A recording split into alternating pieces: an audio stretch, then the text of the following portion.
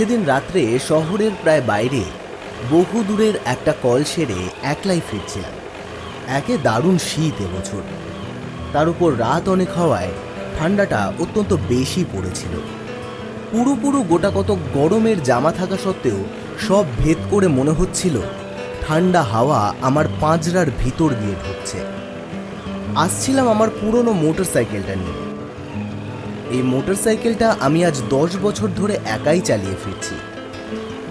আমাদের শহরটি অত্যন্ত ছড়ানো, বড় বড় কয়েকটা রাস্তাকে আশ্রয় করে চারিধারে অনেক দূর পর্যন্ত সে বিস্তৃত হয়ে আছে, কিন্তু জমাট বাঁধেনি। অনেক সময় এক প্রান্ত থেকে আর এক প্রান্তের মধ্যে শুধু একটা নির্জন রাস্তা ছাড়া আর কোনো যোগ নেই।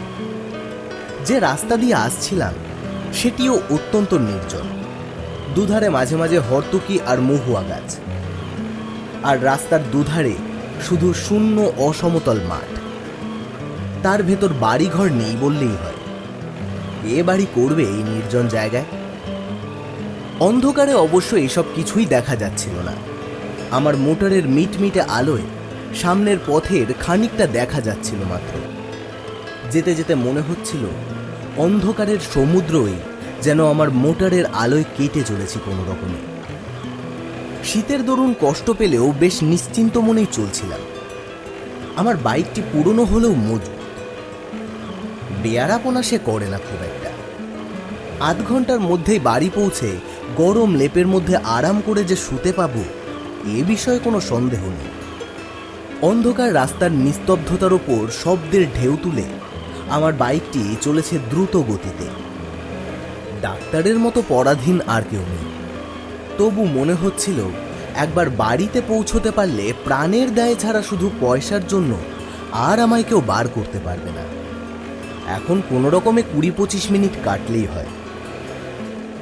কিন্তু হঠাৎ এক অপ্রত্যাশিত ঘটনায় সুখ স্বপ্ন ভেঙে গেল। আমার একান্ত সুস্থ সবল বাইকটা থেকে থেকে একরকম অদ্ভুত ধাতব আর্তনাদ করতে শুরু করেছে। বাইকের এরকম আচরণের কোনো কারণই খুঁজে পেলাম না। আজ দুপুরেই আমি বাইকটা সার্ভিসিং করিয়েছি, কোনো রকম সমস্যা ছিল না। হঠাৎ এরকম আকস্মিক বিকারের কারণ তবে কি? আর কিছুটা পথ এগোতেই বাইকটা একেবারে থেমে গেল। দু একবার স্টার্ট দেওয়ার চেষ্টা করলাম, কিন্তু তার আর নড়বার নাম নেই। এখন কি করি? বাইক এই রাস্তায় ফেলে 7-8 মাইল হেঁটে যাওয়ার কথা ভাবলেও গা শিউরে উঠছে। এখন উপায়? ডাক্তারবাবু, হঠাৎ বুকের ভেতর হৃৎপিণ্ডটা যেন লাফিয়ে উঠল। এই জনশূন্য পথে এমন সময় কে ডাকল? আবার শুনতে পেলাম, ডাক্তারবাবু। এদিক ওদিক অন্ধকারে তীক্ষ্ণ দৃষ্টি নিক্ষেপ করে এবার দেখতেও পেলাম রাস্তার ধারে একটা গাছের নিচে একজন দাঁড়িয়ে রয়েছে। হঠাৎ এমন সময় এমন জায়গায় কেমন করে সে উদয় হলো তা বুঝতে পারলাম না। জিজ্ঞেস করলাম, কে কে তুমি? আমায় আপনি চিনবেন না। চেনবার জন্য তখন আমি ব্যস্তও ছিলাম না। আমার সাহায্যের জন্য তখন একজন লোক দরকার মাত্র। সেই কথাই তাকে বলতে যাচ্ছি, এমন সময় লোকটি আবার বলল, আপনাকে একটু আসতে হবে ডাক্তারবাবু, ভারী অসুখ একজনের। এমন সময় এ অনুরোধে যেমন বিরক্ত হলাম তেমন আশ্চর্যও হলাম। ঠিক এই সময় রাস্তার ঠিক এই জায়গায় রোগী কি আমার জন্য তৈরি হয়ে বসেছিল? লোকটা আমার মনের কথা আঁচ করেই বলল, এ ভগবানের দয়া ডাক্তারবাবু, এমন সময় আপনাকে এখানে পাবো স্বপ্নেও ভাবিনি, অথচ না পেলে খুব বিপদে পড়তাম। তা তোমার রোগী কোথায়? লোকটা এবার নিঃশব্দে অন্ধকারের ভেতর একদিকে হাত বাড়িয়ে নির্দেশ করল। সেদিকে চেয়ে দেখলাম সত্যিই দূরে একটা বাড়ির আলো যেন দেখা যাচ্ছে। এরকম নির্জন প্রান্তরে এরকম বাড়ি খুবই কম থাকে। একটু ভেবে নিয়ে জিজ্ঞেস করলাম, কি হয়েছে রোগীর? জানি না ডাক্তারবাবু, কিন্তু অত্যন্ত খারাপ অবস্থা। তাড়াতাড়ি না গেলে বোধহয় বাঁচানো যাবে না। দয়া করে চলুন ডাক্তারবাবু। কোথায় নিজের বিপদ সামলাবো না হঠাৎ রাস্তার মাঝে মাঝরাত্রে যেতে হবে পরের চিকিৎসায়। তবু ডাক্তার মানুষ, জীবন মরণের সমস্যা শুনলে চুপ করে বসেও থাকতে পারা যায় না। বাধ্য হয়ে বললাম, চলো। মাঠের বুক চিরে সরু একটু মেঠো পথ, অন্ধকারে ভালো করে দেখা যায় না। সেই রাস্তা ধরেই লোকটার পিছন পিছন হেঁটে একটা বাড়ির উঠোনে এসে দাঁড়ালাম। সামনে ঘরের দরজা থেকে আলো দেখা যাচ্ছে। সেই দিকে দেখিয়ে লোকটা বলল, ওই ঘরেই রুগী ডাক্তারবাবু, আপনি যান, আমি এখনই আসছি। এই বলে লোকটি চলে গেল। লোকটার কথা মতো সামনের ঘরের ভেতর গিয়ে ঢুকলাম। ঘরটি বিশেষ বড় নয়, তার উপর নানান আকারের বাক্স প্যাটরায় বোঝাই বলে ভেতরে নড়বার চড়বার জায়গাও অত্যন্ত অল্প। দরজার মুখোমুখি একটা জানলা, সেই জানলার ধারে মিটমিট করে একটি হারিকেন জ্বলছে।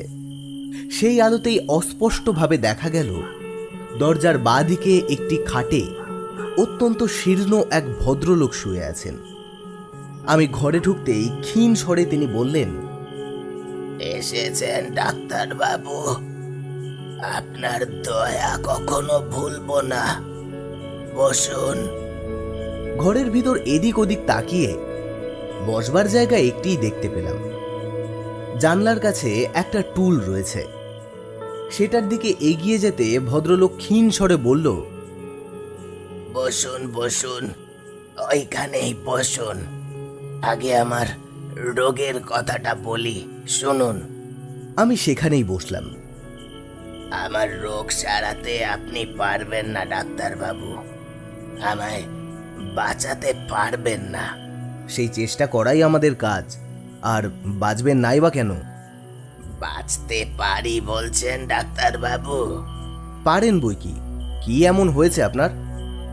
না, তেমন আর কি হয়েছে, ডাক্তারদের তো অনেক ক্ষমতা, কিন্তু ধরুন তাতেও যদি না বাঁচি, আজ রাতেই যদি মারা যাই, যদি আপনি থাকতে থাকতেই মারা যায় ডাক্তারবাবু, তাহলে কি হবে?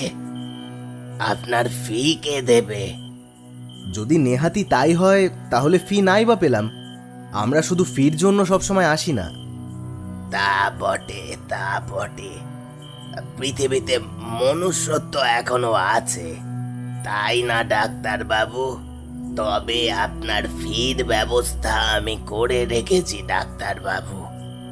হঠাৎ যদি মারা যায়, তাহলে ওই বাক্সটা খুলবেন, ওই যে ওই বাক্সটা।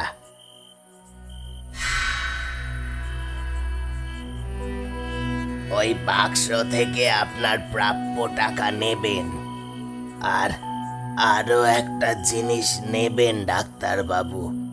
কি জিনিস?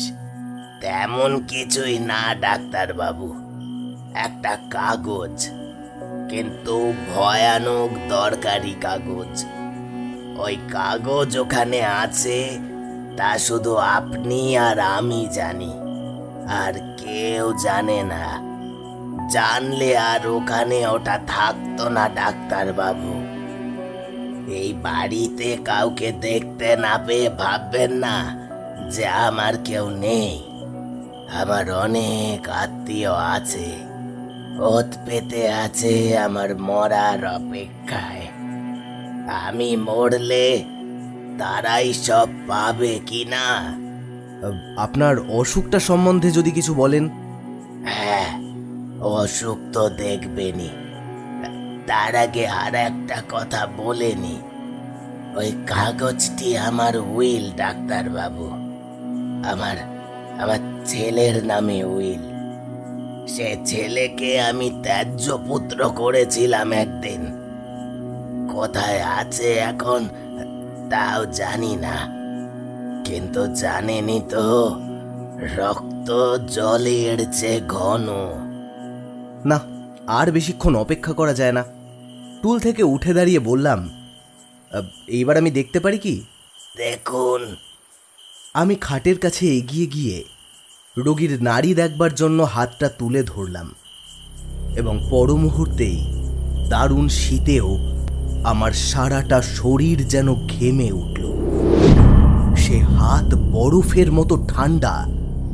রোগী মৃত। শুধু মৃত হলে এতখানি আতঙ্কের কারণ বোধহয় থাকতো না, কিন্তু ব্যাপার যে আলাদা। ডাক্তারি শাস্ত্রে যদি কিছু সত্য থাকে, তাহলে এই রোগী এইমাত্র কখনোই মারা যায়নি। তার মৃত্যু হয়েছে অনেক আগে, কয়েক ঘন্টা আগে। তার সমস্ত দেহ যেন কঠিন। পাগলের মতো আরো কিছুক্ষণ পরীক্ষা করলাম। না, আমার ভুল হতেই পারে না, কিন্তু তাহলে এর মানে কি? কিন্তু তখন স্থিরভাবে কোনো কিছু চিন্তা করার ক্ষমতা আমার নেই। হঠাৎ জানলার কাছের বাতিটা দপদপ করে নিভে গেল। এই অন্ধকার ঘরে ওই আলোটুকুই একমাত্র ভরসা ছিল আমার। তাও নিভে যেতে অন্ধকার যেন আমায় গিলে খেতে চাইল। আমি আর এক মুহূর্ত দেরি না করে ছুটে বেরিয়ে গেলাম সেই ঘর থেকে। তারপর ছুটতে ছুটতে সেই মাঠের ভেতর থেকে রাস্তায় আমার বাইকের কাছে এসে দাঁড়ালাম। তারপর বাইকে উঠে স্টার্ট দিয়ে সোজা বেরিয়ে গেলাম সেখান থেকে। বেশ খানিকটা পথ আসার পরে হঠাৎ একটা কথা মনে হতেই আশ্চর্য হয়ে গেলাম। বাইকটা ঠিক ওই জায়গাতেই অদ্ভুতভাবে বন্ধ হয়ে গিয়েছিল। কোনোভাবেই এই বাইকটা আমি আর স্টার্ট দিতে পারিনি। তাহলে হঠাৎ বাইকটা আবার একবারের চেষ্টাতেই স্টার্ট হয়ে গেল কিভাবে? অনেক ভেবেও কোনো উত্তর পেলাম না।